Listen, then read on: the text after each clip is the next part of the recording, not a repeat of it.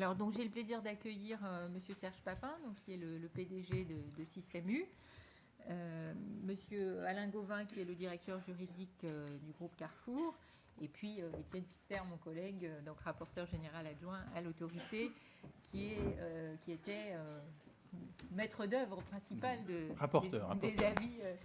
des avis sur la distribution.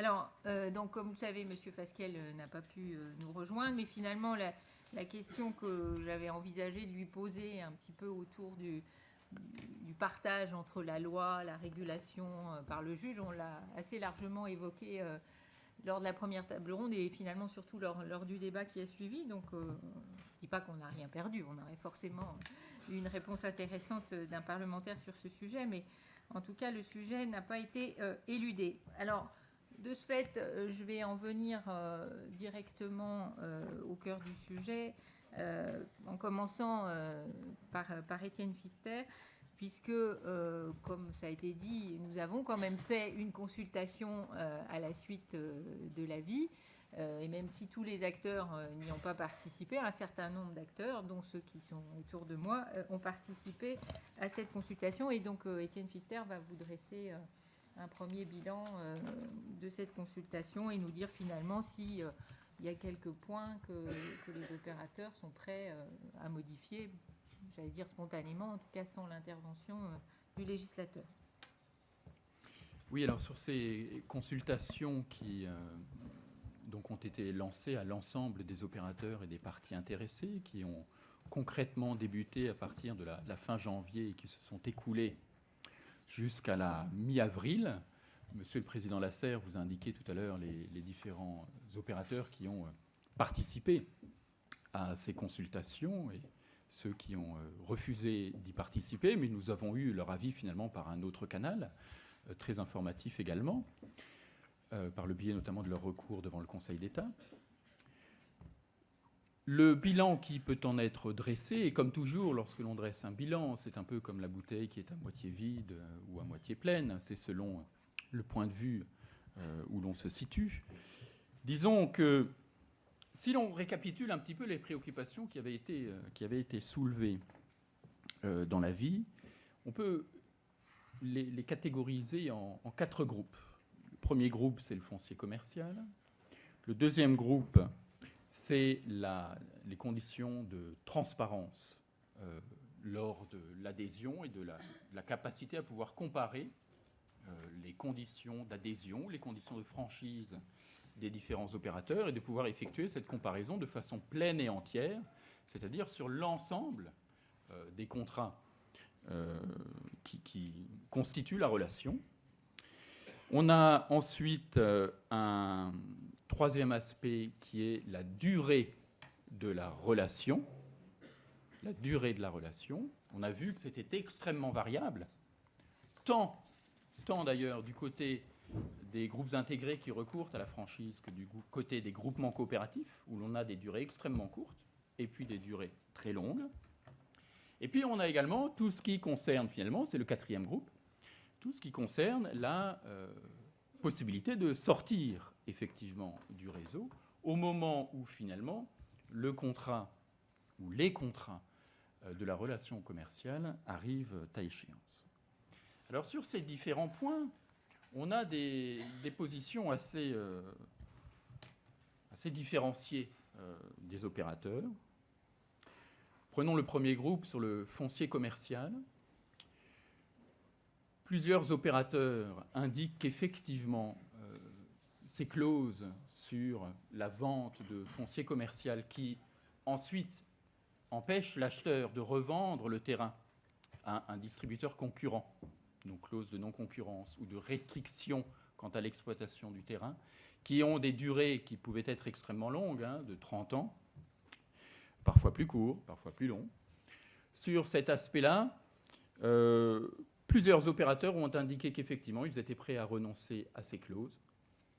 D'autres opérateurs, en revanche, ont effectivement accepté que la durée était relativement longue et relativement disproportionnée, mais qu'en revanche, il leur apparaissait dans certaines situations justifié de maintenir ces clauses de non-concurrence pour des durées, certes, plus courtes que celles qui ont été constatées. Deuxième type de comportement, deuxième type de clause, tout ce qui concerne la transparence lors de l'adhésion à un groupe, soit sur le mode de la franchise, soit sur le mode de la coopérative. Alors dans ce cas-là, en revanche, c'est vrai, là, il y a eu des avancées, c'est-à-dire qu'effectivement, les groupes de distribution sont effectivement prêts à rendre leurs différents contrats et surtout l'architecture de l'ensemble beaucoup plus transparente et à en informer les candidats potentiels plus tôt lors de la procédure d'adhésion. Donc effectivement, cette transparence-là, elle pourrait être obtenue par le biais d'un engagement volontaire de la part des opérateurs. S'agissant de la durée, je vous l'ai dit, c'était extrêmement hétérogène du côté des opérateurs quant aux durées qui sont effectivement mises en œuvre à ce stade. Qu'est-ce que l'on observe? Alors, du côté de Système U, pour ne pas le nommer, qui a une durée d'adhésion très courte, rien à signaler en quelque sorte. Du côté d'autres groupements coopératifs, en revanche, la durée, parfois très longue, paraît de leur côté nécessaire à préserver la coopérative. On y viendra probablement plus tard. Du côté des groupes de franchisés, où il y a une durée plus courte, quelques efforts semblaient possibles, mais il faut bien l'avouer, relativement restreints, et qui ne permettaient pas finalement d'atteindre l'objectif souhaité par l'autorité de la concurrence, de s'en rapprocher éventuellement, mais encore une fois, c'est très variable selon les cas. Et puis, dernier aspect sur les conditions de départ de la coopérative. C'est là finalement qu'il y a le plus de difficultés. Parce qu'effectivement, on peut bien raccourcir la durée. Si ensuite il est difficile de partir, cet effort aura été réalisé en vain. Et c'est là finalement qu'il y a le plus de difficultés, puisque le mécanisme de clause de non-concurrence tel que nous le connaissons actuellement, donc des clauses de non-concurrence qui paraissent systématiquement utilisées, ne paraît pas pouvoir, du point de vue des opérateurs, être supprimé ou même allégé. Il en va de même des droits de priorité lors de la revente des magasins.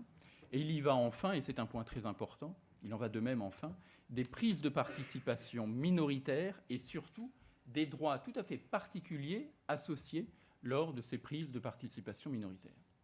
Donc on voit en fin de compte que si l'on établit un bilan sur ces 4 points, que se passe-t-il? Sur les aspects qui semblent réellement nocifs pour la mobilité et pour la concurrence, on s'aperçoit que du côté des opérateurs où il y a finalement peut-être le plus d'efforts à faire, eh bien, ces opérateurs-là ne sont prêts finalement qu'à peu d'efforts. D'où, c'est vrai, la nécessité sans doute de recourir à un projet de loi pour parvenir à faire bouger les lignes, pour parvenir au nouvel équilibre que mentionnait tout à l'heure le président Lasserre. Merci. Alors, effectivement, maintenant, au moins sur un des points évoqués donc, par Étienne Pfister, je vais interroger M. Gauvin. C'est tout d'abord la question de la durée des contrats, parce qu'effectivement, comme ça a été rappelé, finalement, il y a des situations très variables selon les formats, selon les types d'organisations, coopératives ou franchises. Le groupe Carrefour est présent sur tous les formats. Il a aussi, donc, même si à l'origine c'était un groupe intégré, donc il a de nombreux affiliés, enfin c'est le terme que nous utilisons qui n'est pas forcément reconnu par les opérateurs. Et donc finalement, quelle est à votre avis la bonne durée des contrats, et sachant que d'ailleurs le projet de loi ne fixe pas une durée absolue puisqu'il renvoie à un décret après avis de l'autorité cette question. Et est-ce que cette durée, elle devrait être variable selon les formats et donc peut-être selon le niveau d'investissement? Alors, Carrefour opère sous franchise depuis, après la fusion avec Promades, depuis 1972. Et la question de la durée... alors d'abord, je voulais m'excuser auprès du monsieur qui avait posé la question tout à l'heure, parce que je suis juriste, et que c'est vrai qu'on a une compilation, un empilage, un millefeuille de loi qui a été rappelé brillamment par Madame Perrault, qui fait que les juristes dans la distribution ont pris beaucoup d'ascendant, et rassurez-vous, j'essaie de faire oublier que je suis juriste. Et donc on s'est régulièrement posé la question de la durée. Et donc nous avons eu des périodes avec une durée de 10 ans, après avec une durée de 5 ans. Aujourd'hui, nous sommes sur une durée de 7 années avec une tacite reconduction qui est aussi au cœur du sujet, puisque vous la contestez. Tacite reconduction pour une même période. Alors pourquoi 7 ans? Je pense qu'il faut d'abord dire que la création d'un magasin, on l'a évoqué ce matin, c'est une véritable aventure. C'est une aventure qui part dans la découverte d'un terrain, dans la construction, dans l'obtention d'un permis de construire. Alors je ne suis pas là pour, passez-moi l'expression, faire pleurer Margot, mais c'est quand même extrêmement compliqué de sortir, comme nous le disons dans notre profession, un magasin. Donc il y a un investissement colossal avant l'ouverture du point de vente. Et après l'ouverture du point de vente, bon, bien évidemment, nous faisons une étude de marché. Et la vitesse de croisière du magasin, nous, on la détermine en année 4 ou en année 5 selon les formats. C'est-à-dire qu'on va estimer qu'au bout de la 4e année, un magasin aura pris son marché. Et donc, on se dit... J'ai une image, c'est un bateau à voile. Quand vous avez fait un virement de bord, ben, ça ne va pas très très vite et il faut acquérir à nouveau de la vitesse pour pouvoir envisager une nouvelle manœuvre. Et ça, j'y reviendrai sur les commerçants qui nous rejoignent ou les renouvellements. Donc, si on estime que la prise de marché a lieu en 4e année, on peut difficilement imaginer un changement d'enseigne avant 3 années derrière. Donc, c'est pour ça que nous avons fixé nos durées de contrat à 7 années. Mais on pourrait très bien dire la même chose pour 10 ans. Je le rappelle, c'est une véritable aventure avec des enjeux financiers extrêmement élevés. Pourquoi extrêmement élevés? Parce que le foncier n'est pas disponible. On pourra parler tout à l'heure peut-être dans le cadre des questions du fameux duopole sur Paris. Le foncier n'est pas disponible. Les coûts de construction, aujourd'hui, tous nos magasins qui sortent, notre dernier super et dernier hypermarché, sont des bâtiments HQE. On a des coûts qui sont très très inflatés. Et donc, l'investissement à la fois du point de vente et donc dans l'enseigne, parce que vous n'allez pas changer d'enseigne alors que vous êtes en train de prendre votre marché, est tout à fait considérable.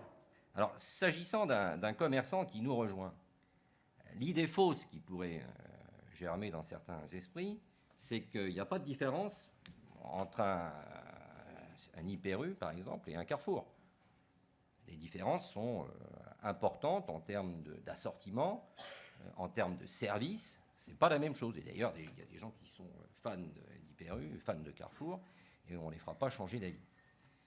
Donc, imaginez qu'un changement d'enseigne, un magasin qui viendrait, enfin, j'en appelle à Serge, un magasin qui viendrait, enfin, l'histoire, pour l'instant, prouve le contraire, mais un magasin qui viendrait de chez Hyper U pour venir chez Carrefour, c'est également une aventure. Et c'est souvent une aventure familiale. Nous travaillons avec des commerçants indépendants, comme je vous l'ai dit, depuis bientôt plus de 30 ans, et c'est toujours une histoire de famille. Et prendre la décision de changer d'enseigne, ça, à mon avis, c'est plus compliqué que de trouver une épouse ou un époux, et c'est très engageant, très très engageant, et c'est pour ça, j'en ai longuement parlé avec Étienne Pfister, c'est pour ça qu'il y a assez peu de churn d'une enseigne à l'autre. Parce que même dans les enseignes où on pourrait théoriquement sortir tous les ans, il n'y a pas beaucoup de gens qui sortent. Parce que c'est une histoire, et ça se bâtit. Et je ne suis pas en train de vous raconter un conte. Vous pouvez aller voir n'importe quel commerçant indépendant, lui poser la question. Et si ça se trouve, c'est la 2e, peut-être même maintenant la 3e génération qui est aux commandes. Et donc c'est une histoire sur la durée. Donc, quelqu'un qui nous rejoint, c'est un véritable pari, et nous, en qualité de franchiseur, mais je ne fais pas de distinguo entre les différents systèmes coopératifs ou franchises, on engage notre responsabilité. Vous savez que la loi Douvin de 89, c'est un avatar de la Full Disclosure Law américaine, et je rejoins le professeur Ferrier, ce n'était pas la peine de modifier, de faire une loi supplémentaire, appliquons déjà ce qui est dans la loi Doubin. Nous sommes pour un engagement éclairé. Donc, donner un maximum d'informations. Et d'ailleurs, c'est pour ceux qui connaissent nos avant-contrats, on donne beaucoup de choses. Vous avez un compte d'exploitation prévisionnel. Le compte d'exploitation prévisionnel, il est fait sur 7 ans. Pourquoi? C'est pour donner de la visibilité à celui qui vient nous rejoindre. Je dirais que c'est un peu la pratique partout. Donc, celui qui vient nous rejoindre, on lui donne des documents divers et variés. Et ce serait une erreur de croire, et d'ailleurs d'ailleurs il y a suffisamment d'avocats dans cette salle pour me confirmer le propos, que les franchisés ne sont pas assistés d'éminents conseils qui vont relire toute notre documentation, nous demander si on peut changer telle ou telle clause, la discussion sur les packs de préférence qu'on peut ouvrir pour des sessions à l'intérieur de la famille. Il y a un certain nombre de choses qui se passent. C'est quand même pas Verdun, et passez-moi malheureusement cette expression, mais on n'est pas en train de se battre en permanence. Alors c'est vrai, comme l'a dit M. Tesler tout à l'heure, il y a pas mal de contentieux. Et d'ailleurs, je me suis évertué à dire au rapporteur que, notamment sur les clauses de non-concurrence, les clauses de non-réaffiliation, la Cour suprême française, enfin la Cour de cassation, je ne parle pas du Conseil constitutionnel, la Cour de cassation s'est prononcée à de très nombreuses reprises sur les différentes clauses des contrats de franchise, puisque, comme vous l'avez dit, il y a beaucoup d'arbitrages, mais il y a également beaucoup d'appels nullité, et au travers des appels nullité, vous savez qu'il y a l'ordre public qui vous permet de faire un appel nullité. Donc, nos clauses ont été scannées, et moi, ça fait 30 ans que je fais ce métier, et on évolue beaucoup. On évolue beaucoup. Donc, tout simplement pour dire, c'est pas simple d'exploiter un magasin, ça paraît simple, ça ne l'est pas, et tout ce qu'on va faire, par exemple un changement d'assortiment, vous pouvez être certain, Lars Olofsson avait été invité, je vous remercie pour lui de l'avoir invité, je vous remercie aussi de m'avoir invité malgré les nombreuses heures que nous avons passées ensemble, ça ne devait pas être suffisant, et changer un assortiment, ça engendre des tas de courriers de la part de consommateurs. Nous, notre cible, c'est le consommateur, on veut un maximum d'adhésion à notre enseigne. Dès que vous le perturbez, dès que vous faites un changement d'enseigne, un changement d'assortiment, votre chiffre d'affaires s'en ressent. C'est pour ça qu'on est sur un trend de contrat à 7 ans. Merci. Est-ce que, juste pour compléter un petit peu votre réponse, est-ce que cette question de la durée pour le franchisé lorsqu'il vient chez vous, c'est un élément important? C'est-à-dire, est-ce que c'est un élément d'attractivité d'avoir soit une durée longue, soit une durée plus courte? Et par rapport au financement de son installation, finalement, et notamment dans la relation qu'il peut avoir avec les banques, est-ce que la durée est un élément important? Alors, on l'a évoqué, je vois que ça a laissé des traces. Ah, mais on écoute ce que vous dites. Bien évidemment. Pourquoi? Parce qu'un commerçant indépendant a recours à des concours bancaires et la première chose qu'il va donner, notamment en matière de création ou en cas de changement d'enseigne, ça s'accompagne souvent d'un remodeling du magasin, il va avoir besoin de prêts et la chose qu'on va lui demander, c'est son business plan ou plutôt son compte d'exploitation. Donc son compte d'exploitation, on va lui dire vous êtes avec quelle enseigne? Et est-ce que le compte d'exploitation est crédible ou pas? Je rappelle que le compte d'exploitation, quand nous le rédigeons, nous engage. Alors c'est une obligation de moyens, c'est pas une obligation de résultat, parce que ça dépend de beaucoup de choses. Il y a là encore, il y a énormément de jurisprudence sur le dol constitué par une mauvaise information précontractuelle. C'est-à-dire qu'on ne part pas de zéro en matière juridique. Donc, effectivement, pour le financement d'un projet franchisé, il est nécessaire d'avoir un compte d'exploitation fait par une enseigne dont on reconnaît le sérieux. Enfin, je dirais que dans le secteur d'activité, je n'ai pas trop de doute sur le sérieux des études de marché et de l'élaboration des comptes d'exploitation. Et il est évident qu'aujourd'hui, la durée des prêts bancaires, avant, enfin quand je vous dis avant, j'ai l'impression d'être très très vieux, on avait des investissements qui étaient inférieurs à 10 ans. Aujourd'hui, ils sont plus proches de 15 ans que de 10 ans.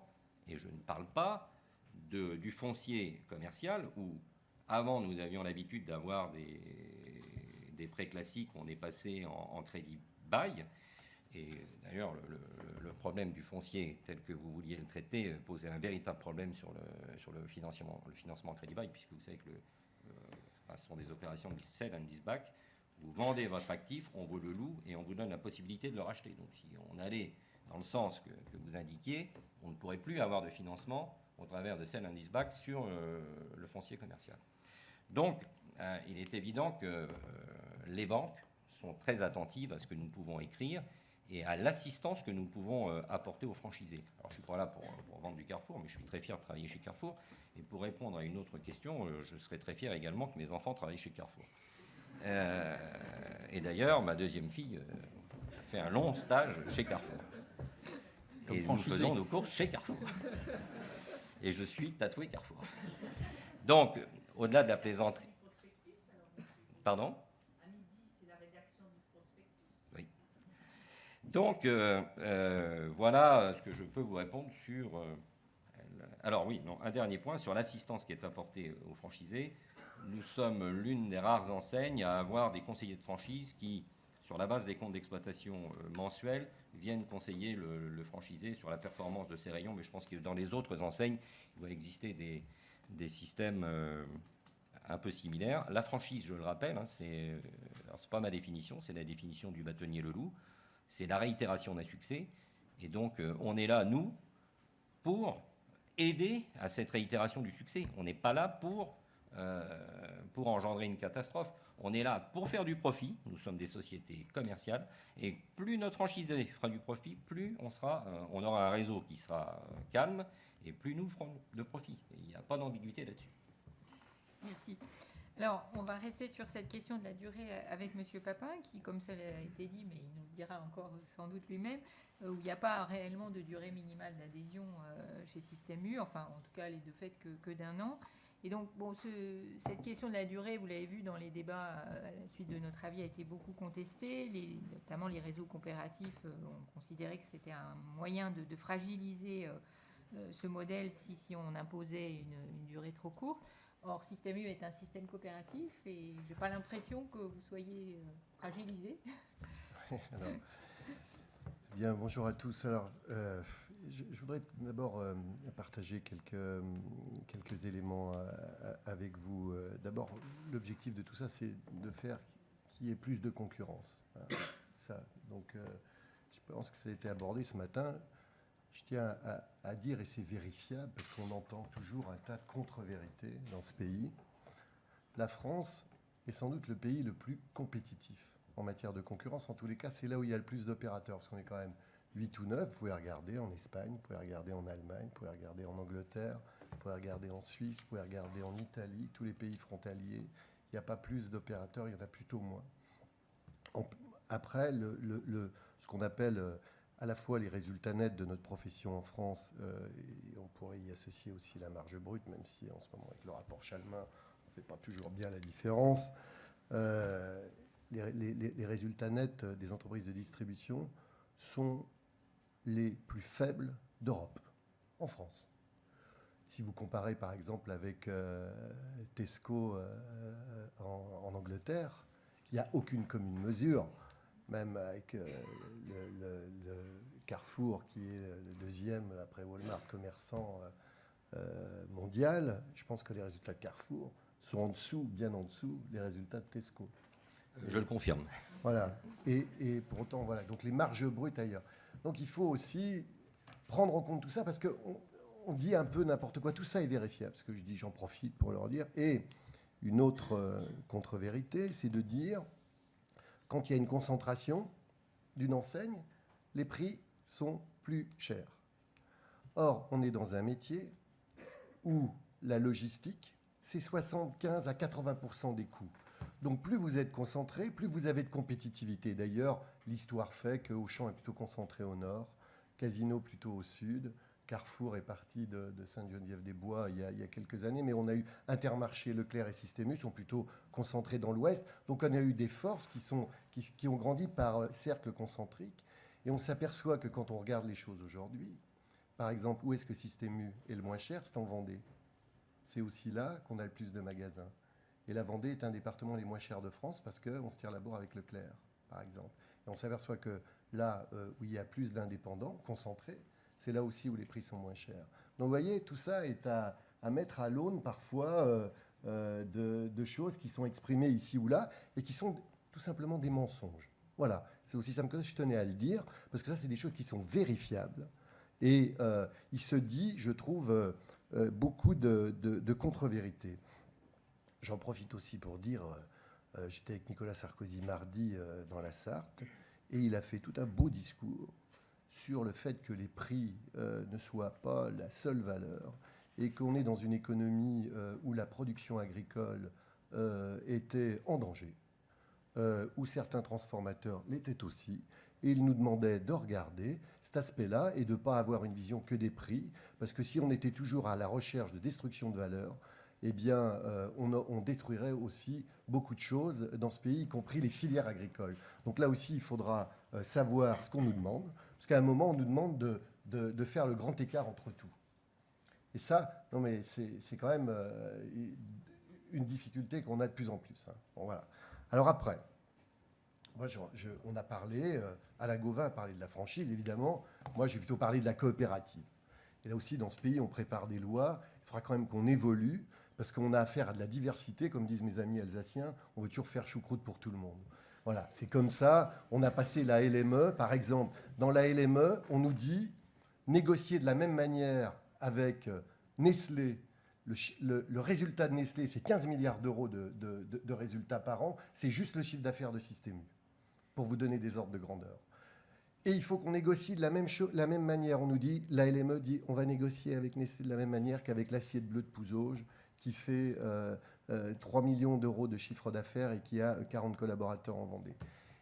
Et tout ça, c'est la même loi. Est-ce qu'on n'aurait pas intérêt à porter un regard un peu différent sur les PME et sur les grands groupes dans la négociation? Et de la même manière, pourquoi on veut faire... Alors je vous pose la question, j'ai pas entendu.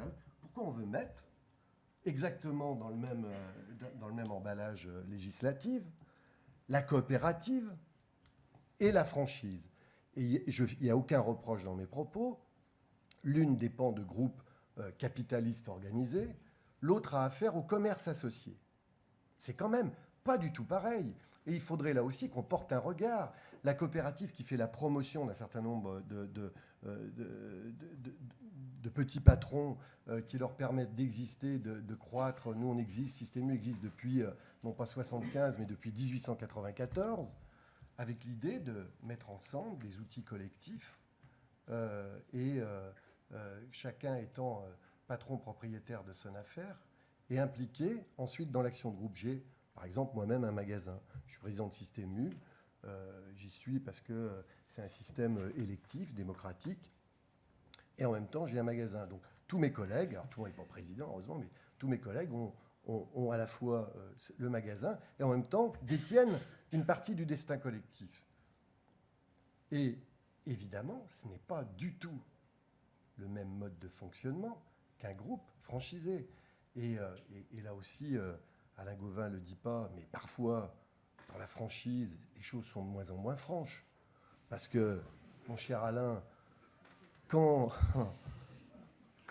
le franchiseur a des parts du capital du franchisé, c'est la fin de l'histoire pour nous. Qu'est-ce que vous voulez qu'on fasse? Il ne peut pas y avoir de match retour. C'est-à-dire, si on veut qu'il y ait une mobilité, on assisterait à ce moment-là à cette espèce d'incongruité qui serait de dire que le projet de loi, finalement, ne va concerner que les indépendants. Je reviendrai à votre question, hein, madame. Et moi, je répondrai. Non, mais c'est un débat, on m'a dit c'est un débat. Hein, alors, parce que aujourd'hui, qu'est-ce qu'on constate? Et je peux comprendre, parce que c'est dans la génétique des groupes capitalistes. On cherche à verrouiller le franchisé. Et après tout, moi, j'ai rien à dire contre ça. Hein. Que les indépendants qui veulent être indépendants vraiment restent chez Système U, que ceux qui veulent être ficelés aillent chez Carrefour. J'ai pas là-dessus de commentaires à faire. Mais il ne peut pas y avoir, et c'est normal, puisqu'à ce moment-là, on est dans le droit des sociétés.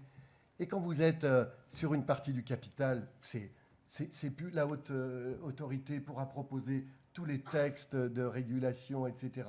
Rien n'y fera, et c'est normal, puisque là, on est dans les droits des sociétés. Et Alain Gauvin, qui est juriste et qui représente Carrefour, ça veut bien dire quand même que le droit, c'est ce qui compte. Hein.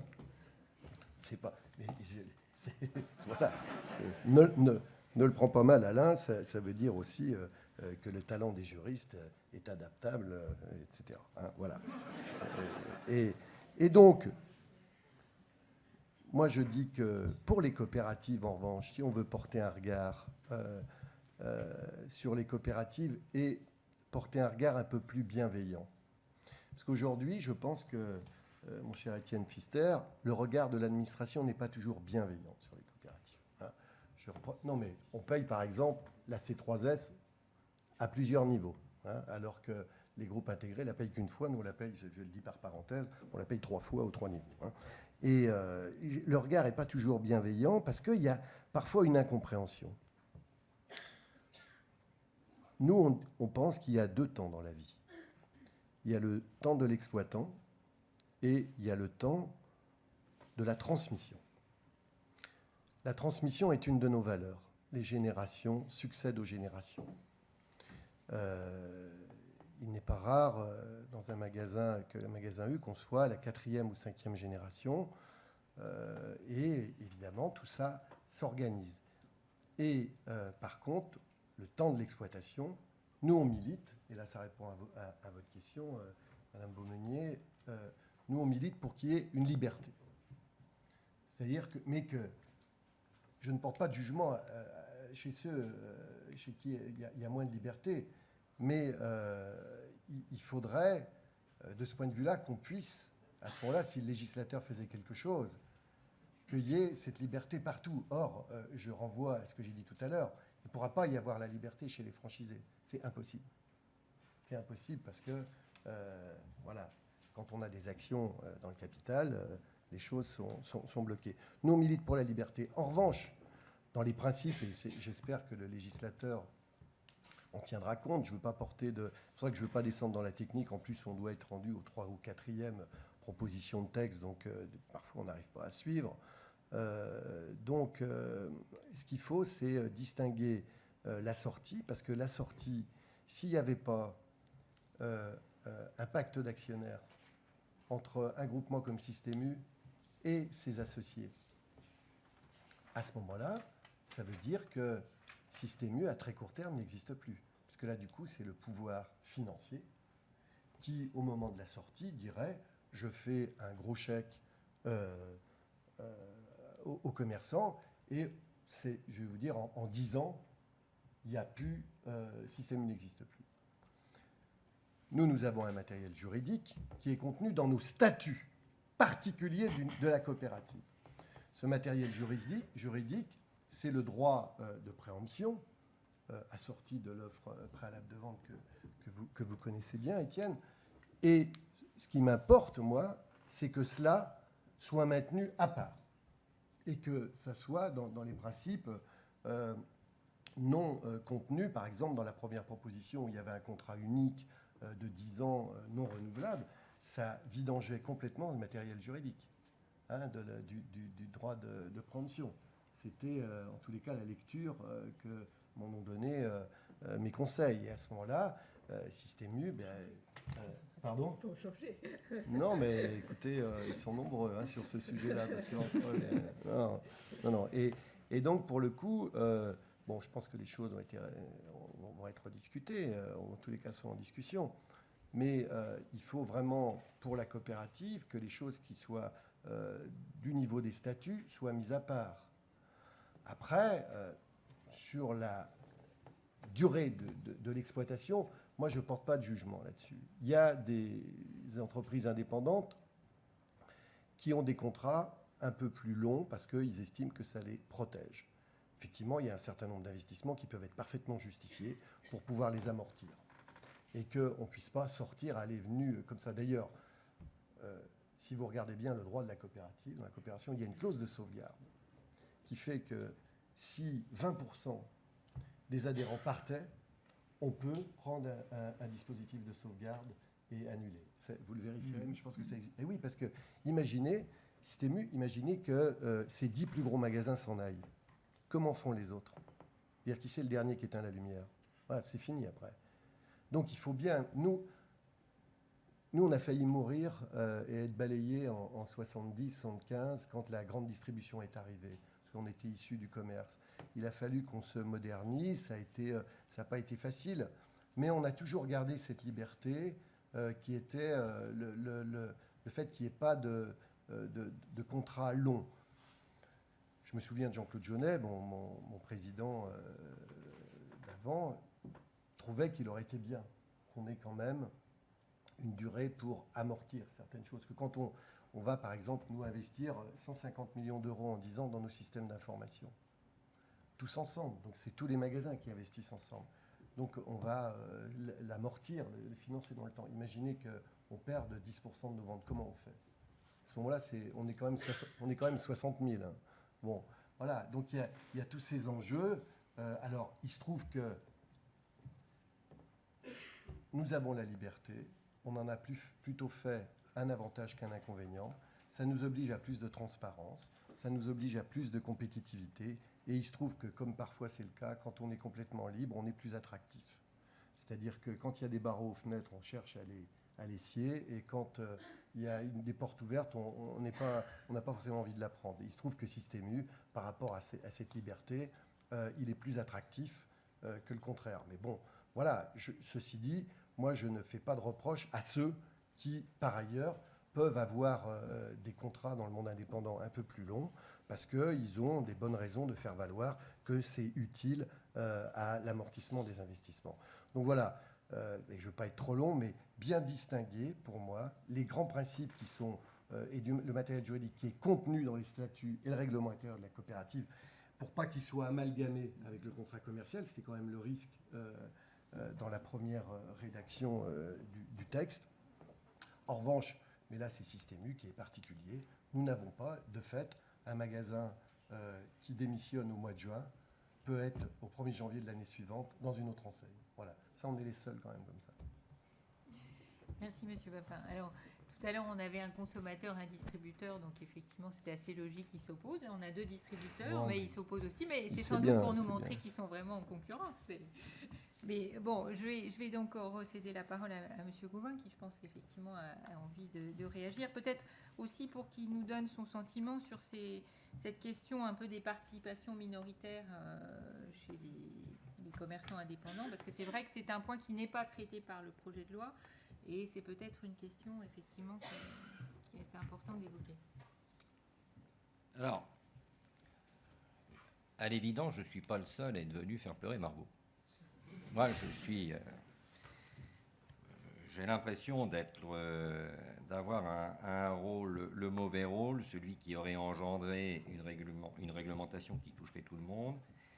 Je dois dire que moi, j'ai eu des contentieux avec toutes les enseignes de la distribution, y compris, de façon sans doute indirecte, avec Système U. Donc, si c'était un monde si idéal, ça se saurait. Je reprendrai ce qu'a dit en liminaire le président Lasserre ce matin. Chacun choisit son mode d'organisation. Que des groupes coopératifs de la fin du XIXe siècle souhaitent se doter de systèmes proto-capitalistes, c'est leur problème. Que certains groupes coopératifs, j'ai pas terminé, Serge, que certains groupes coopératifs, non mais ça prouve qu'il y a une vraie concurrence, souhaitent se doter, enfin souhaitent se regrouper et adopter les mêmes systèmes de verrouillage, c'est leur problème.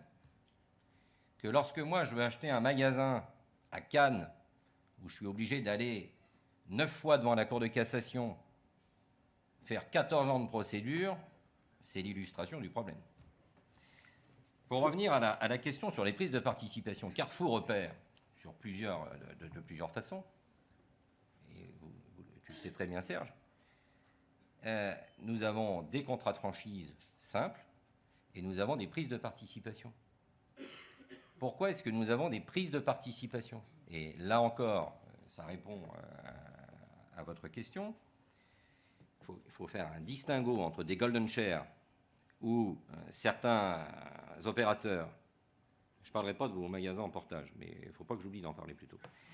Certains opérateurs prennent 2 actions, des sociétés coopératives, demandent un poste d'administrateur et changent les statuts. Bon, moi je veux bien que ce soit une coopérative, c'est pas Serge. Et là, je pense qu'on a largement dévoyé le droit des sociétés. Je m'en suis longuement expliqué auprès de l'autorité. Je pense qu'il y a effectivement quelque chose à faire, mais je pense que c'est pas la peine de faire une nouvelle loi. On va utiliser, nous avons un professeur d'université, on va utiliser les moyens qui existent déjà dans la boîte à outils. Et si nous avons pris des participations, quand est-ce que Carrefour, enfin c'était Promades, a commencé à prendre des participations? C'est tout simplement au moment de la défaillance de Prix Mystère, où nous avons acquis de façon très significative beaucoup de magasins. Donc il y avait, c'était Prix Mystère et Félix Potin. Et nous avions des affaires très chères sur Paris, et avec une incapacité pour un indépendant à l'acheter et à la développer. Parce que passer derrière Prix Mystère pour prendre un concept, à l'époque c'était Shopee, maintenant c'est Carrefour City, je fais un peu de pub, c'était tout simplement pas possible. Et notamment, nous avons pris des participations, et c'est moi qui signe les courriers d'engagement vis-à-vis des banques, ça je suis prêt à les montrer à l'autorité, où nous nous engageons à maintenir notre participation dans la société d'exploitation commune. Donc effectivement, c'est un de nos moyens d'exploiter nos magasins, c'est-à-dire d'avoir des sociétés communes qui sont parfaitement régies par le droit des concentrations, et d'ailleurs nous notifions régulièrement à l'autorité des prises de participation dans ces magasins. Et nous avons, vous le savez tu le sais très bien Serge, des magasins qui n'ont pas ce type de participation et qui peuvent changer d'enseigne. Et ça fait partie des discussions que nous avions post-avis avec Virginie Beaumeunier et Étienne Pfister. Nous, qui quittent le réseau, à la fin de leur contrat, c'est pas la peine qu'on aille leur demander de payer nos dettes, comme dans le système coopératif, ou qu'on aille leur demander quoi que ce soit d'autre. Et d'ailleurs, nous, comme on a le droit d'entrée aussi, c'est qu'on paye à la sortie, nous, on est prêt à prendre l'engagement de le supprimer. Parce que ça n'a pas de sens, effectivement, si on veut... Mais c'est aussi une façon d'attirer les gens chez nous. C'est de faire du marketing juridique. Ah oui, le marketing touche le juridique. Donc on peut avoir des contrats extrêmement light pour attirer les gens chez nous. À la nuance, enfin, à la réserve près sur la durée. Puisque la durée, pour moi, comme je vous l'ai déjà dit, mais j'ai insisté, c'est 7 années. Donc voilà, je pense que critiquer, opposer un modèle par rapport à un autre, alors qu'au bout du bout, on a bien un commerçant indépendant dans un magasin, c'est vrai que ça peut être drôle, mais je pense que c'est pas comme ça qu'on va faire avancer le schmilblick. Et pour les plus anciens d'entre nous qui connaissent le schmilblick, et je trouve ça assez paradoxal qu'on vienne nous critiquer là-dessus. Bon, et aujourd'hui, il se trouve que la proximité, c'est à la mode. Ah, on nous dit on ne peut pas rentrer sur Paris. Ah oui, d'accord, il fallait peut-être y rester. Donc, critiquer, je pense que ça ne va pas servir à grand-chose. Et si on rentre dans le détail du fonctionnement de l'un ou de l'autre, on s'aperçoit qu'il y a quand même un certain nombre de similitudes. Je comprends, moi, que les coopératives ne souhaitent pas voir partir leurs adhérents. Mais il ne faut pas dire qu'on peut sortir comme on veut. Donc, je pense que le projet de loi, il est intéressant.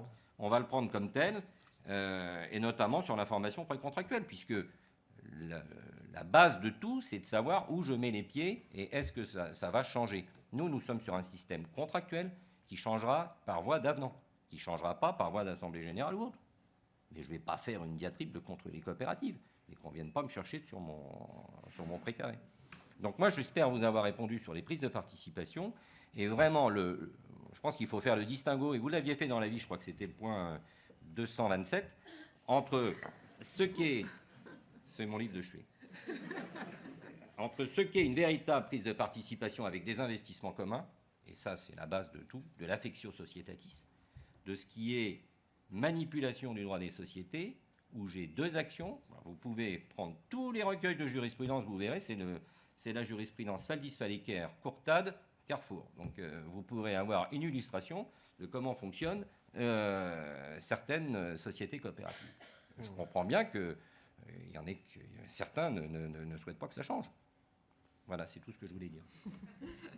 C'est déjà pas mal. Juste une petite précision, vous avez une idée de la répartition entre vos contrats de franchise simples et puis les contrats de franchise avec prise de participation Nous, on en a une idée, oui.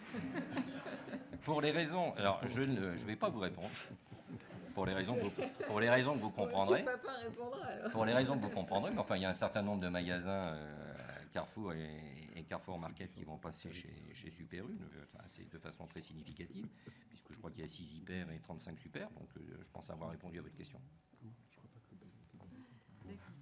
Alors, pour relancer sur un autre sujet, enfin qui est toujours lié, bon, c'est vrai que l'idée de l'autorité dans la remise en cause régulière des contrats, c'était pas forcément que les magasins indépendants quittent leur enseigne tous les 5 ans ou tous les 10 ans.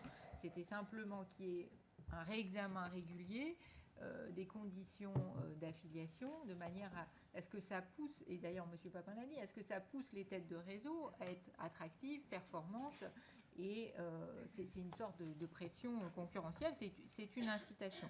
Mais pour autant, si effectivement un magasin est bien dans une enseigne, justement parce qu'elle est performante, nous on ne dit pas qu'il doit quitter cette enseigne, hein, on dit simplement qu'il faut qu'il en ait la possibilité.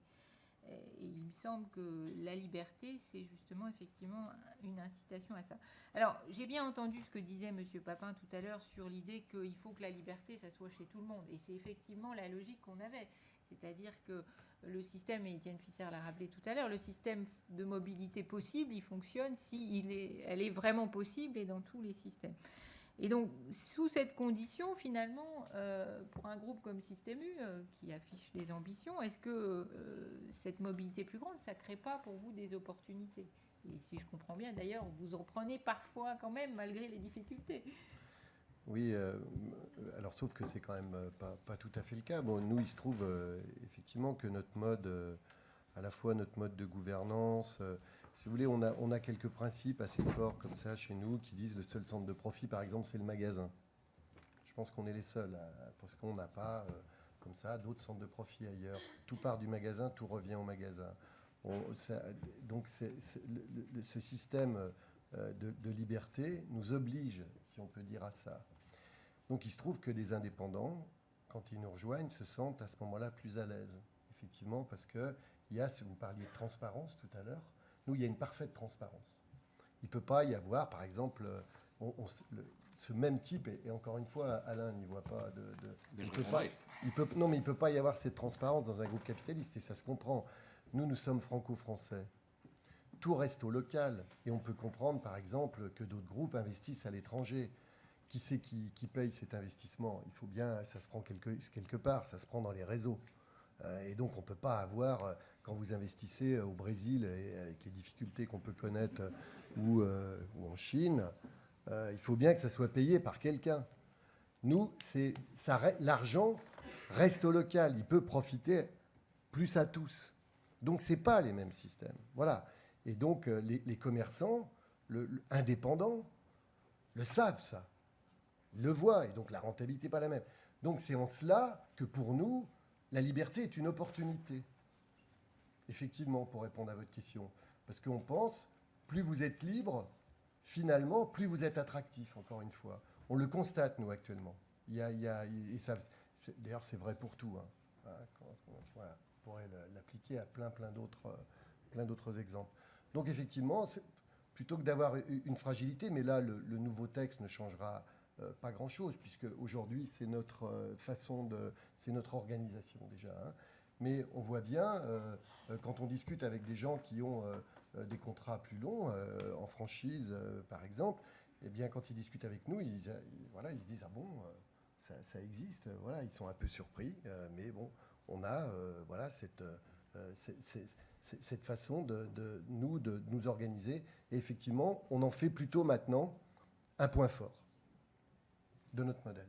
Alors, c'est vrai que si on généralise cette liberté, c'est un élément de différenciation que vous allez perdre. Mais en même temps, vous avez sans doute, j'imagine, d'autres qualités qui pourraient attirer des magasins qui sortiraient d'autres enseignes. Mais le problème, c'est que vous ne pourrez pas.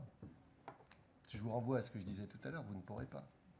Parce que vous ne pourrez pas le généraliser, par exemple, chez les franchisés. Vous ne pourrez pas. Parce qu'à partir du moment... On le voit bien, la plupart... Il y a quelques franchisés qui, effectivement, ne le sont pas. Mais oui, mais vous ne pourrez pas. C'est comme ça. Mais attendez, on ne va pas se faire de reproches. Mais Alain, on ne peut pas se faire de reproches. Un groupe capitaliste coté ne peut pas laisser la liberté. Il a des comptes à rendre vis-à-vis des actionnaires, vis-à-vis de la bourse. C'est aussi simple que ça. Donc, il va chercher à prendre des parts chez ses franchisés. ou chez ses affiliés. C'est logique, ça. Moi, je leur en veux même pas. C'est dans leur logique. Donc, vous ne pourrez pas. Donc, vous aurez d'un côté la liberté dans les coopératives à gérer avec des franchisés. Donc, il y aura le capital dedans. Donc, vous ne pourrez pas. Ou alors, il faut remettre en cause le système capitaliste, mais même la haute autorité ne le pourrait pas. Hein. Et ne le souhaite peut-être pas. Voilà, c'est ça le souci. Avant de repasser la parole à Étienne Pfister, juste une petite question technique un peu à M. Gauvin. Vous disiez tout à l'heure que finalement, ces blocages par les golden shares, il n'y a pas besoin d'intervenir par la loi. Le droit des sociétés, finalement, permet de constater des abus. C'est ça que vous vouliez dire ou, Absolument. Il y a une jurisprudence récente, mais alors je me souviens plus. Je parle sous votre contrôle, professeur Ferrier. Cour d'appel c'est pas la cour d'appel d'Aix, qui est venue ordonner une cession forcée de participation. Lorsque vous avez des démembrements de propriétés sur des actions et que vous avez une documentation contractuelle qui fait la démonstration que l'affectio societatis n'existe pas, oui, ça fonctionne. Mais moi, vous savez, je suis pour laisser les juges, qui soient arbitraux ou étatiques, faire leur boulot. Et ça fonctionne. Mais là encore, alors pour répondre à Serge sur nos investissements en Chine. Non, mais bon. Ah bah si, mais on peut dire des choses. Non, mais moi aussi je suis taquin. Il faut que tu ailles t'installer en Chine, parce que je pense qu'ils ont besoin de se développer. Il y a Walmart, il y a Tesco, il y a Carrefour. Oui, nous, la Chine est autosuffisante en termes d'investissement. Hein. C'est pour dire qu'on n'est pas en train de transférer elle est autosuffisante. Après, nous, on va se poser la question de savoir où on investit notre argent. Est-ce qu'on investit là où on a de la rentabilité, de l'expansion ou pas? Quand on parle du Brésil, on est aussi autosuffisant sur les investissements dans les pays. Je finis simplement ce que j'ai dit à l'autorité. Quand on a un magasin que nous voulons implanter, on recherche sa rentabilité intrinsèque. On n'est pas en train de faire, parce que certains l'imaginent, des péréquations entre ceux qui gagnent beaucoup d'argent et ceux qui n'en gagnent pas. J'ai fait la démonstration à l'autorité qu'un point de vente tout seul au milieu de nulle part était à un indice 96 de mémoire. Il était tout seul. Et d'ailleurs, le churn là aurait été inopérant puisqu'on l'aurait changé par un autre. Il y a un moment où les logiques économiques nous imposent la sagesse, parce que dire celui-là on va le changer parce qu'il est tout seul, non, ça n'a pas de sens. D'autant qu'il n'avait pas un indice de prix. On n'a pas eu la démonstration d'effets unilatéraux en matière de prix sur les zones de chalandise. Moi, je le maintiens. Et il suffit qu'il y ait 2 magasins. C'est plus fort que tout le monde. On nous mettrait, toi, un maillot rouge et moi un maillot jaune et un ballon. Je suis sûr qu'on va s'étriper.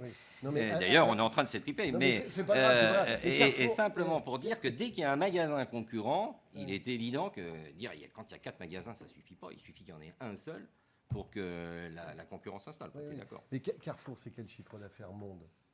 Alors nous, ça va baisser puisque Carrefour, merci de l'occasion que tu me donnes, Carrefour crée un nouveau concurrent à Carrefour, puisque vous savez qu'il y a un spin-off et que nous avons une cotation à Madrid la semaine prochaine de notre filiale Hard Discount que nous avons vendue. Et donc nous créons un nouvel opérateur autonome en France. Je pense qu'on est les seuls à pouvoir faire ça. Et on fait actuellement 99 milliards d'euros de chiffre d'affaires. Voilà. Mais ce n'est pas un secret. Hein. Non, mais c'est bien. Mais c'est pour ça je suis fier de travailler pour une entreprise qui fait 99 millions d'euros de chiffre d'affaires. Très bien. Mais c'est pour... Milliards. Non, mais milliards, pardon. Milliards. C'est pour ça, M. Lasserre, est-ce qu'on peut comparer, justement, je ne veux pas minimiser, Systémus, c'est 15 milliards d'euros de chiffre d'affaires hors taxes, hors carburant en France. C'est pas si mal. C'est pas si mal quand même. Non, mais versus 100 milliards. Et en coopérative. Et c'est pour ça, encore une fois, et il n'y a aucun reproche, Alain, et je comprends, moi. Non, oui, mais ce n'est pas le même type de société, c'est ça que je veux dire. Ce n'est pas les mêmes types de sociétés, des grands groupes capitalistes dont les compétiteurs sont Walmart, Tesco, et qui sont sur le marché mondial. Et allez, je trouve plutôt bien que des Français soient en Chine et tout, et bravo pour ce que fait Carrefour.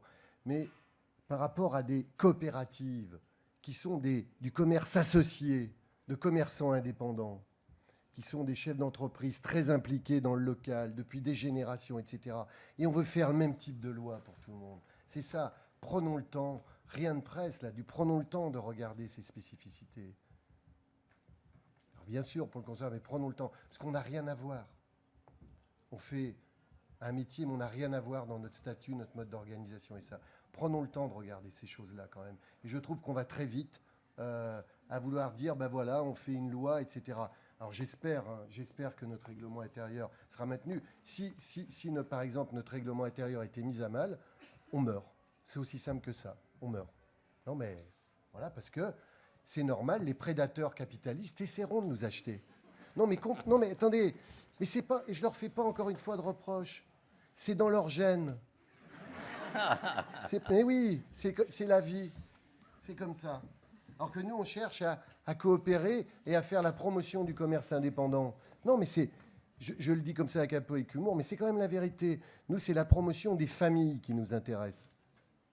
La promotion des entreprises familiales. Voilà. Alors, je vais simplement répondre, Virginie, si vous le permettez. Et, si c'était à ce point dans nos gènes, parce que je me suis identifié aux prédateurs, on se demande pourquoi on irait faire de la franchise, j'allais dire, contractuelle, qui nous engage, de la franchise avec des prises de participation, des joint ventures à 50-50 avec des investissements lourds. On se demande pourquoi on irait se mettre dans ce guêpier avec de multiples choses trappes qu'on nous tend par une loi à venir, si on n'avait pas ça également dans nos gènes. C'est deux façons d'opérer. On n'oppose pas les systèmes. Au bout du bout, il y a des magasins, il y a des histoires. Chaque magasin est une histoire. Et je pense que ça ne sert à rien d'opposer des systèmes. Et nous, on aurait très bien pu acheter tous les magasins et être en intégré total, comme le fait Casino, avec ses magasins de proximité. Ce n'est pas notre façon de travailler. Il ne faut pas nous reprocher, nous, notre façon de travailler, notre organisation. Je reprends les propos de Bruno Lasserre de ce matin, de Monsieur le Président. Pardon. Alors, je vous redonnerai la parole après. Mais on va essayer de, non pas, je sais pas, de trancher ce débat, mais en tout cas d'avoir un point de vue plus neutre sur cette question. Alors, l'autorité, c'est pas un prédateur, effectivement. C'est pas un bisounours non plus. On aime bien aussi dire ce qu'on pense. Mais donc, je vais faire peut-être passer la parole à Étienne Pfister pour revenir sur ce sujet, parce que c'est vrai que cette critique selon laquelle notre avis finalement fragiliserait les coopératives par rapport au groupe intégré, on l'avait quand même un peu intégré dans notre instruction, et donc on a quand même pensé qu'il y avait peut-être des réponses à cela. Oui, alors avant de répondre à votre question, Virginie, vous avez eu là, finalement, un petit peu un résumé de ce que nous avons eu durant l'instruction. C'est ce que vous nous avez demandé. Effectivement, oui, en quelque sorte. C'est pour ça que je n'en ai pas parlé, en fait. Je voulais voir si finalement le test prenait. Il a très bien pris. Vous avez fait le résumé pour moi, c'est parfait. Et c'est également un petit peu le résumé plus complet des consultations que nous avons menées. Pourquoi est-ce que nous avons mené ces consultations et pourquoi l'avis a-t-il été si ambitieux ? Parce qu'on comprend bien que la mobilité, c'est un risque. C'est un risque. Pour les coopératives comme pour les intégrés, puisqu'effectivement, si plusieurs magasins partent, mes coûts fixes, je vais peut-être avoir plus de difficultés à les rentabiliser. C'est un risque, sauf si il y a en parallèle la possibilité de pouvoir récupérer, entre guillemets, des magasins d'un autre réseau. Si en quelque sorte, il y a effectivement une concurrence pour pouvoir récupérer des magasins. Concurrence notamment par la franchise ou par l'adhésion à une coopérative, pas uniquement par le rachat. Ça peut être une concurrence très coûteuse. Donc l'objectif de l'avis, c'était finalement de pouvoir effectivement faire tomber ces différentes barrières qui empêchaient d'introduire de la mobilité partout où celle-ci était justifiée, de par le fait que nous avons un commerçant qui est indépendant, qui assume ses risques, ses investissements, ses décisions. Et donc l'objectif des consultations, c'était en quelque sorte de dire, écoutez, nous avons mis les difficultés sur la table. Il y a une possibilité, finalement, de changer la donne, de redistribuer les cartes. Êtes-vous partant ? Et c'est à ce moment-là que les difficultés apparaissent, parce qu'en fin de compte, il y a de la méfiance chez les opérateurs, et il y a notamment de la méfiance entre coopératives et entre franchises. Mais il ne faut pas s'arrêter à cette dichotomie. Il y a également de la méfiance entre tel type de coopérative et tel autre. Et entre tel type de franchise et tel autre. D'accord ? Et comme il y avait cette méfiance, effectivement, chacun préfère finalement garder ses mécanismes protecteurs, tout en reconnaissant qu'effectivement, plus de mobilité permettrait de pénétrer de nouvelles zones de chalandise. Plus de mobilité permettrait également, ou la menace de pouvoir changer d'adhérent permettrait également d'obtenir de certaines centrales des conditions d'achat plus compétitives, de pouvoir mieux participer à l'orientation stratégique. Vous parlez de Carrefour qui va investir à l'étranger, mais certaines coopératives investissent également à l'étranger. Et parfois, cela se fait au détriment de la compétitivité des magasins qui sont, eux, sur le sol national et qui financent ce développement. Et au bout d'un moment, ils se disent « mais ça ne marche pas, ce développement à l'étranger ». Et ils aimeraient quitter leur coopérative au bout d'un certain temps. Et ils ne peuvent pas le faire. Et ils ne peuvent pas le faire. Durée d'adhésion très longue, plus des clauses à la sortie. Donc l'objectif était un petit peu finalement de redistribuer les cartes. Cela n'a pas pu avoir lieu lors des consultations. L'objectif de la loi, je pense son objectif final, je ne pense pas qu'on y soit à ce stade, c'est d'opérer cette redistribution des cartes tout en prenant en compte les risques potentiels, comme vous l'avez indiqué, sur les droits de priorité lors du rachat par les coopératives.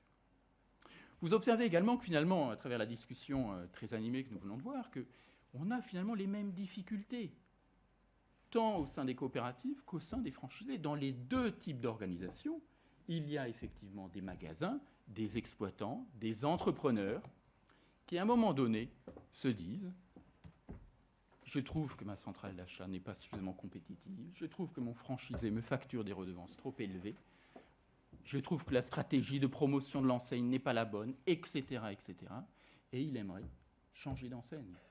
Dans les deux modèles, nous avons cette situation-là. Et le droit de la concurrence lui-même, tout en reconnaissant la spécificité des coopératives, il ne dit pas les coopératives sont soustraites au droit de la concurrence. On regarde au cas par cas quelles sont les caractéristiques de la coopérative et dans quelle mesure cela constitue une restriction à la concurrence et dans quelle mesure ces restrictions sont justifiées. Et c'est la démarche de la vie. Compte tenu des barrières à l'entrée, du niveau de concentration, la cohésion, parfois un petit peu forcée au bout d'un certain temps dans les coopératives, constitue une restriction de concurrence. Est-elle exemptable ? Manifestement, on se voit bien que la restriction, celles qui nous sont apparues, ne le sont pas, puisque des réseaux coopératifs parviennent à être compétitifs sans certaines de ces restrictions. C'est les plus, enfin je le dis par parenthèse, Étienne, c'est aujourd'hui, les réseaux coopératifs dans le commerce alimentaire sont les moins chers. Je vais y venir, ne vous inquiétez pas, je vais y venir. Alors il y a toutefois le risque, encore une fois, d'où la nécessité d'introduire de la mobilité partout. Je comprends bien qu'on j'investis dans un entrepôt, effectivement si les magasins partent, c'est assez délicat.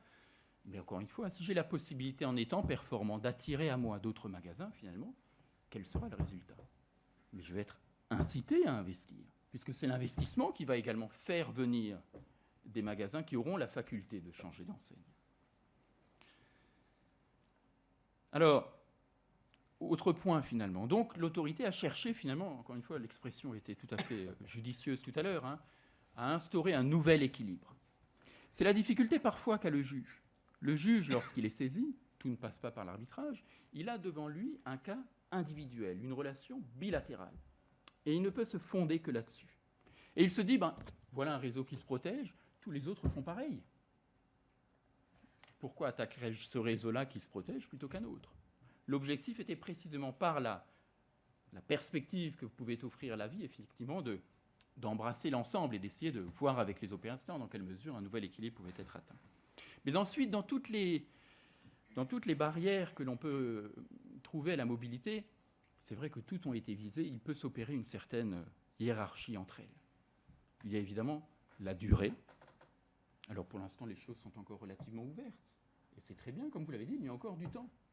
Il y a encore du temps, il y aura encore des études qui vont être réalisées. Donc très bien, nous serons attentifs, forcément, tant le service d'instruction que le collège, bien évidemment. Et les services ministériels le seront également. Enfin, je parle un petit peu pour eux, mais je sais qu'ils sont très attentifs à toutes ces questions et les arguments qui ont été présentés. Il y a la durée. Il y a également les clauses de non-concurrence et les prises de participation. Alors, je trouve que dans ce domaine-là, ce sont tout de même des clauses extrêmement verrouillantes, parce que durant une année, ne pas pouvoir concurrencer son groupe d'origine, ne pas pouvoir s'affilier à une enseigne concurrente, c'est quasiment la même chose dans le commerce contemporain, dans la grande distribution contemporaine.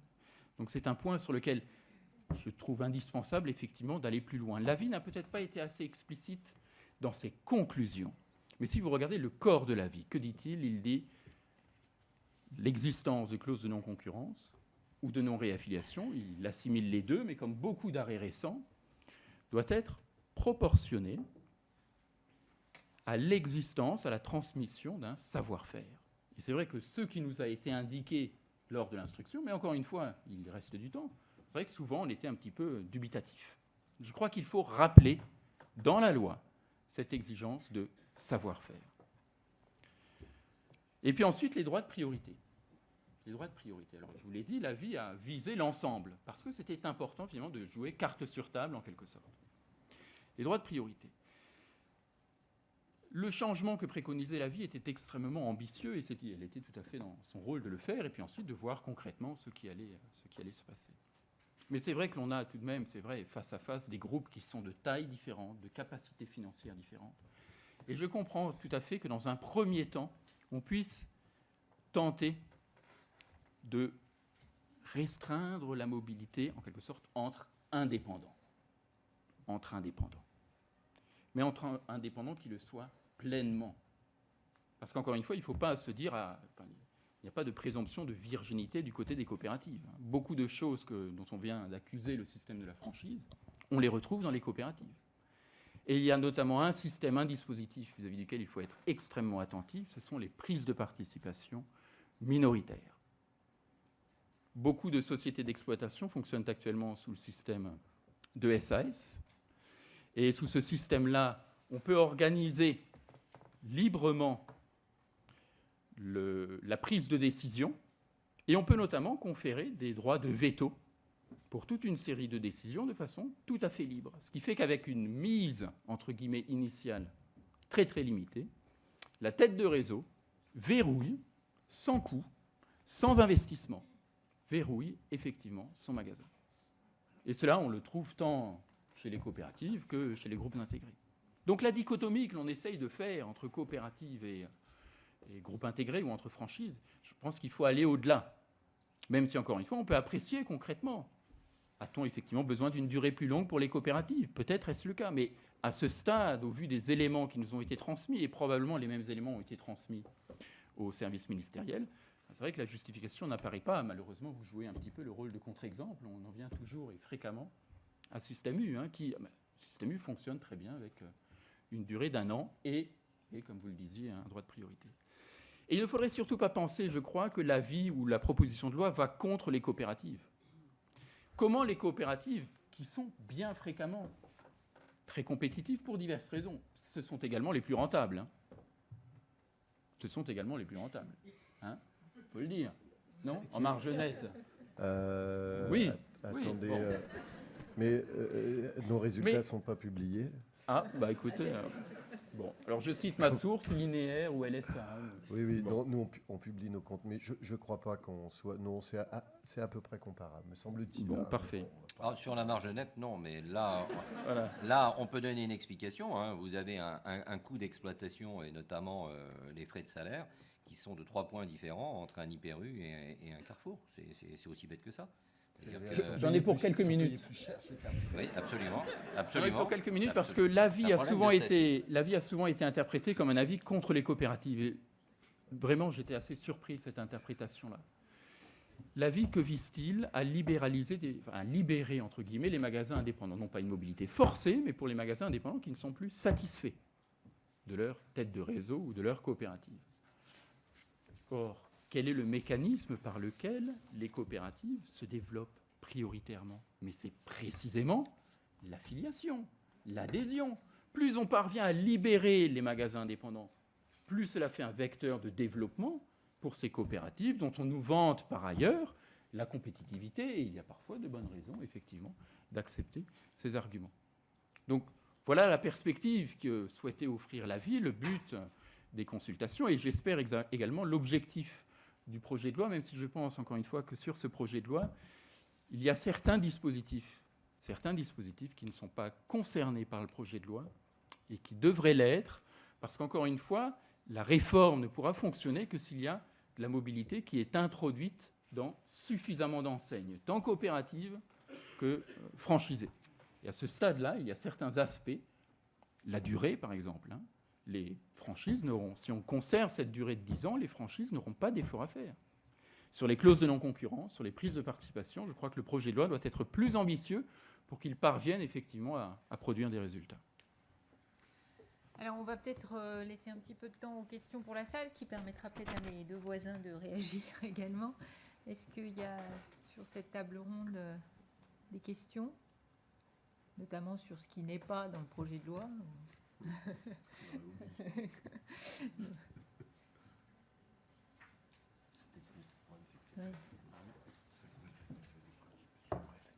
Vous êtes assommés. On a répondu à toutes vos questions. Je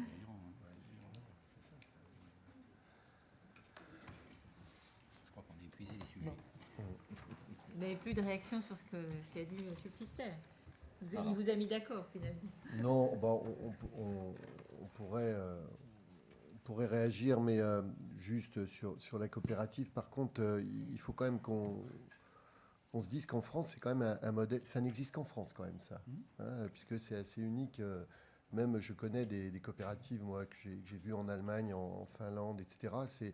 Ce sont des cadres qui dirigent. Alors que là, on a bien les adhérents qui sont à la direction. Donc, ce modèle-là, porté par Leclerc, Intermarché ou Système U pour l'alimentaire, où ce sont les patrons de magasins qui sont à la direction des affaires. Ce modèle n'existe qu'en France et il prouve qu'il apporte au niveau du consommateur, parce que, vous l'avez dit, Étienne, c'est quand même, et on peut le vérifier, ça, c'est quand même les magasins les moins chers aujourd'hui. Non mais c'est vrai, je dis ça là aussi, non, mais c'est vérifiable.